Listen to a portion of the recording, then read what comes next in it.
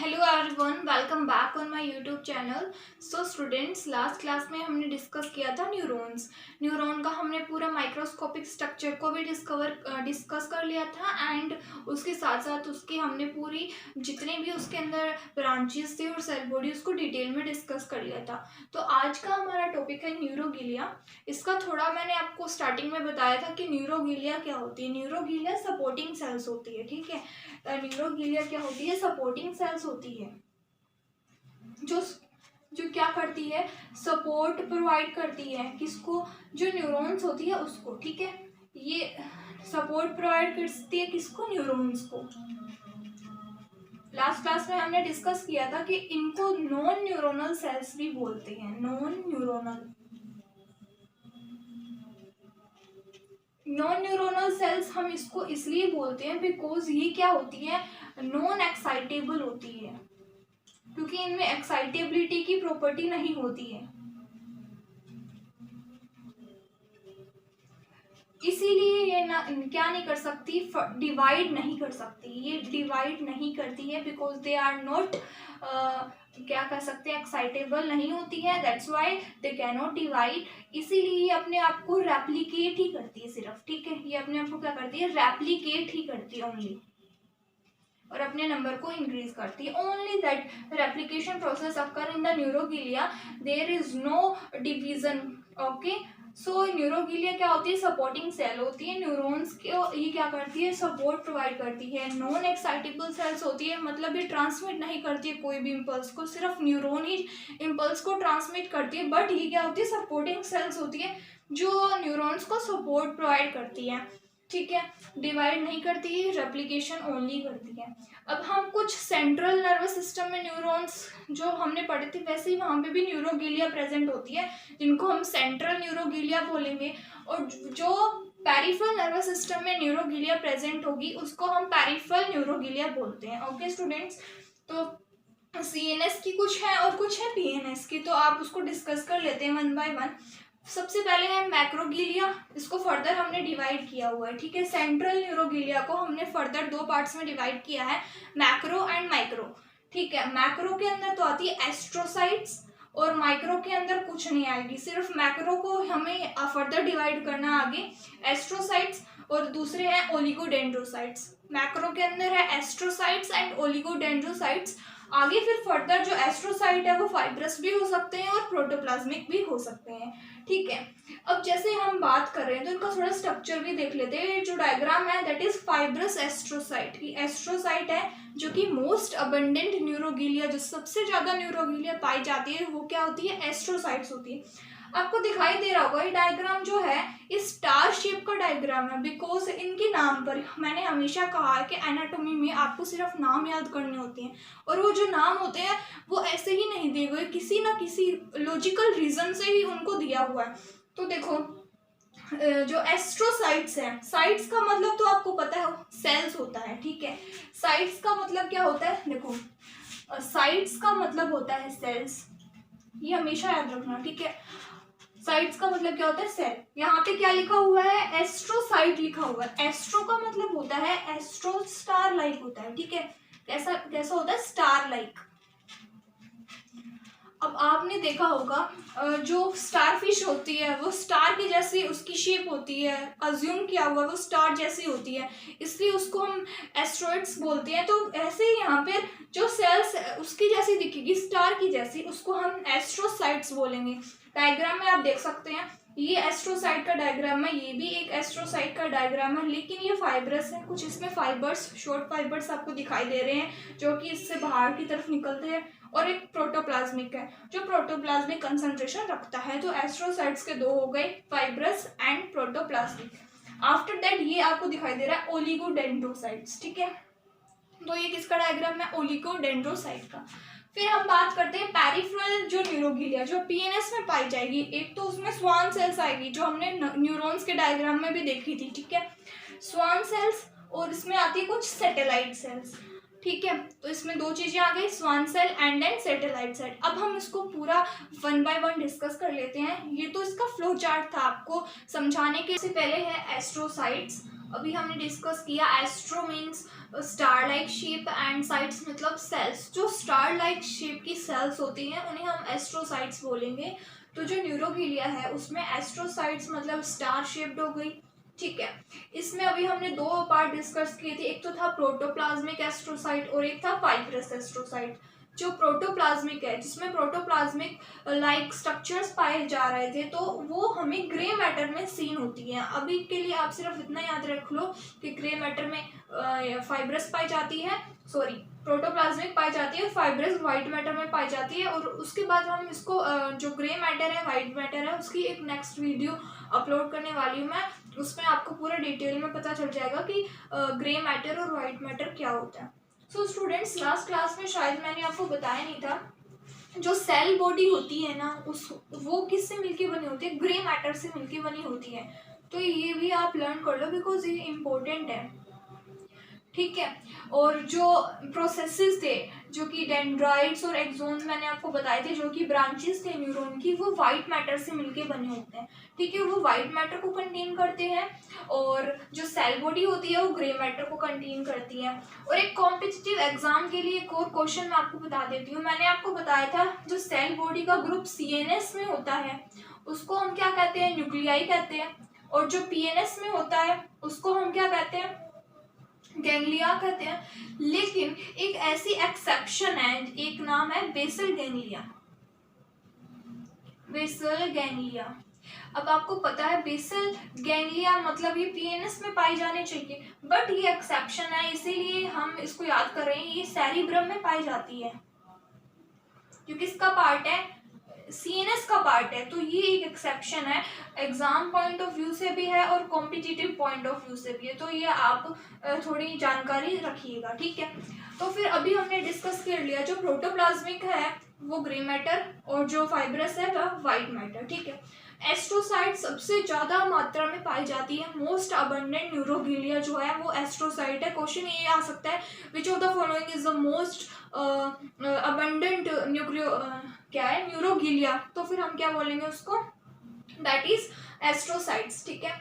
फिर है microglia, micro मतलब स्मॉल और ग्लिया मतलब जो ग्लियल सेल्स है। अब जो माइक्रो है मतलब सबसे छोटी जो सेल है दैट इज माइक्रोग्लिया, जो स्मॉलेस्ट है। मेसोडर्मल ओरिजिन है, उसकी जो सेल बॉडी होती है वो फ्लैट होती है, एकदम फ्लैट सरफेस होता है। और ये शॉर्ट प्रोसेसेस है, वैसे भी नाम से ही मैंने आपको हमेशा बताया तो नाम से ही कंफर्म हो रहा है स्मॉलेस्ट होगी, शॉर्ट प्रोसेसेस होंगे, ओके।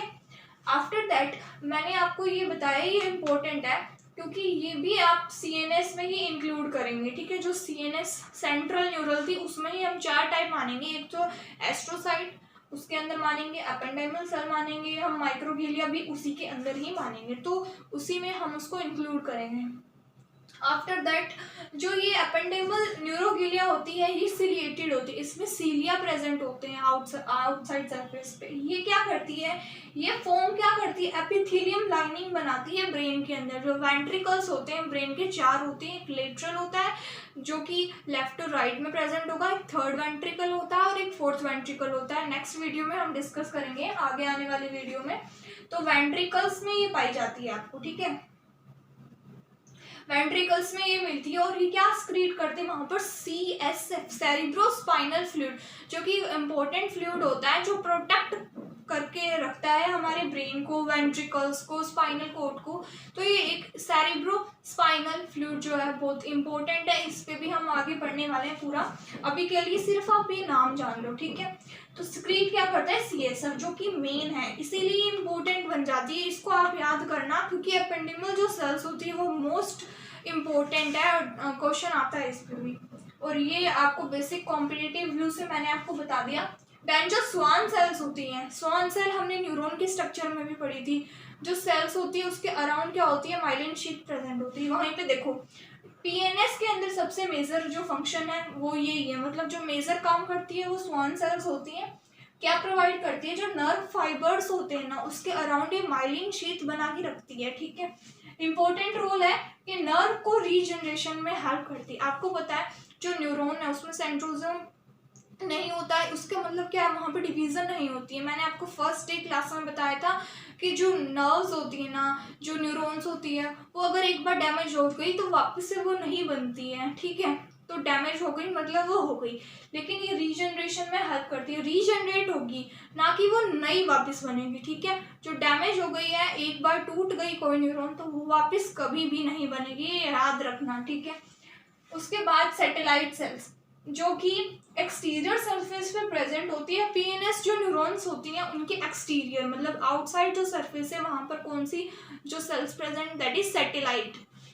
अब जो फिजिकल सपोर्ट प्रोवाइड करती है वो किसको, पीएनएस के न्यूरॉन्स को। ये जो होती है सैटेलाइट, ये पीएनएस के न्यूरॉन को फिजिकल सपोर्ट भी प्रोवाइड करती है। So that all about the cells, जो कि एक बेसिक क्वेश्चन आ भी सकता है कई बार, कॉम्पिटिटिव व्यू से इम्पोर्टेंट है लेकिन, ठीक है।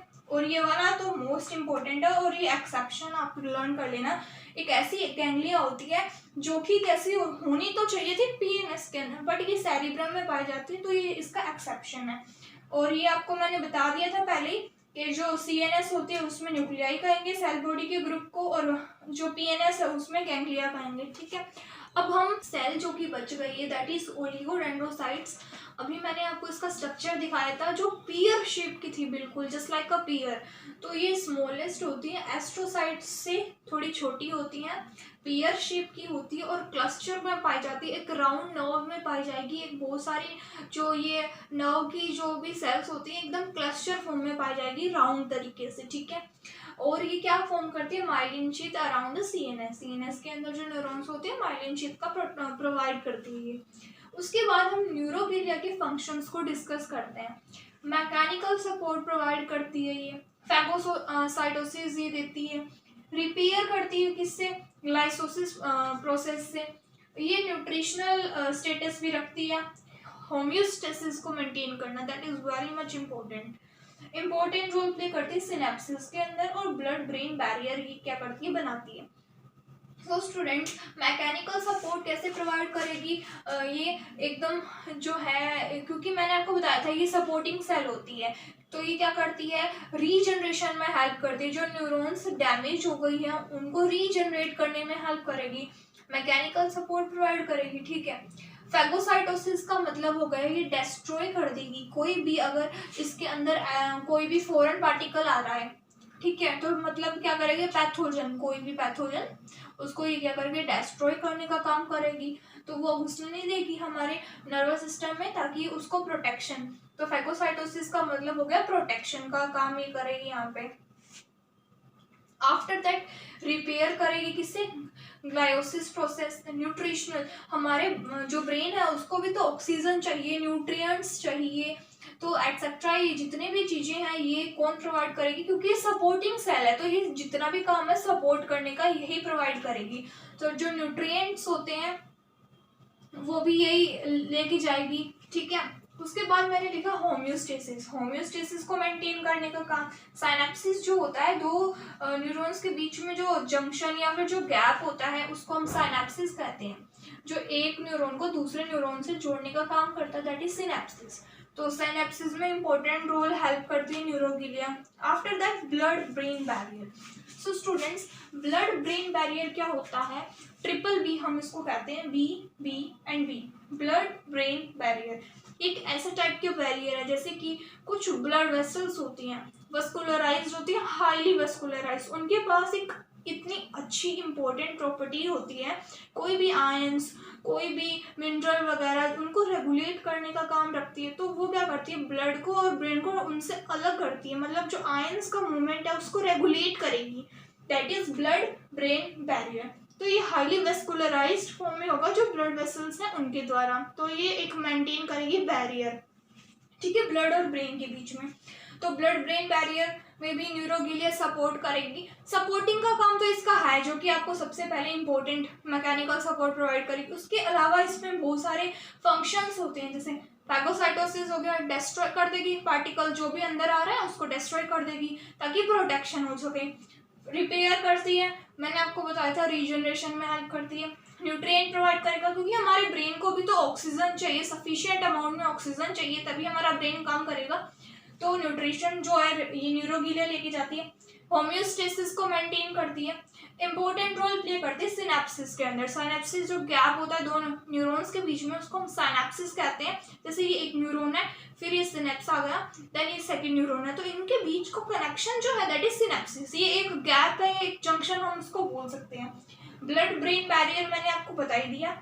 So that all about neuroglia. ये न्यूरोग्लिया पूरे आपका कंप्लीट हो गया है। अगर आपको वीडियो अच्छी लगी हो तो please like, subscribe and share my channel.